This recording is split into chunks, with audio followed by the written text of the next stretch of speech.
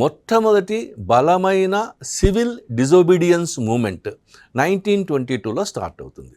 అది 1922 నుంచి 1924 మధ్య దాకా చాలా ఉధృతంగా, చాలా విస్తృతంగా సాగుతుంది. అయితే 1924లో 1924లో ఆ ఉద్యమం చాలా ఉద్ధృతమైనటువంటి స్వరూపంలో ఉన్నప్పుడు చౌరీ చౌరా అనేటువంటి ఒక గ్రామంలో ఆ విలేజ్లో ఉన్న పోలీస్ స్టేషన్ మీద ఈ సత్యాగ్రహులు అనేవాళ్ళు, అంటే ఆ గాంధీయన్ అహింసా ఉద్యమంలో భాగస్థులైన వాళ్ళు, పార్టిసిపేట్ చేస్తున్న వాళ్ళు కొంతమంది ఆ పోలీస్ స్టేషన్ మీద దాడి చేసి అక్కడ పోలీసులని కొడతారు, 2-3 చనిపోతారు కూడా.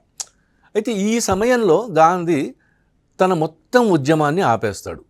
దీని మీద ఇటు కాంగ్రెస్లోనే కాకుండా కాంగ్రెస్లో ఉండేటువంటి నెహ్రూ లాంటి యువకులు, సుభాష్ చంద్రబోస్ లాంటి యువకులు తో పాటుగా పటేల్ లాంటి వాళ్ళు కూడా, అంటే పటేల్ లాంటి వాళ్ళకు నెహ్రూకు ఉన్న తేడా ఏంటంటే నెహ్రూ ఏమో కొంత వామపక్ష భావాలు ఉన్నవాడు, సుభాష్ చంద్రబోస్ వామపక్ష భావాలు ఉన్నవారు, సర్దార్ వల్లభాయ్ పటేల్ గారు కన్జర్వేటివ్ ఐడియాస్ ఉన్నవాళ్ళు, అంటే సాంప్రదాయవాదులు వాళ్ళు.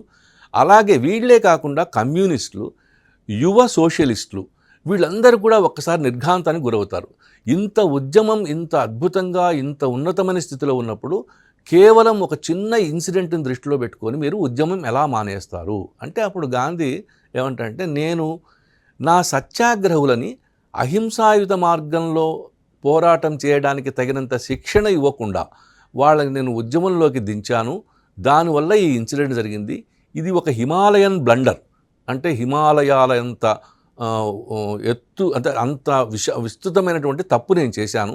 కాబట్టి నేను సత్యాగ్రహానికి నా శిష్యులు తయారు అయ్యేదాకా ఇంకా మళ్ళీ భవిష్యత్తులో ఈ ఉద్యమం నేను చెయ్యను అని అంటాడు.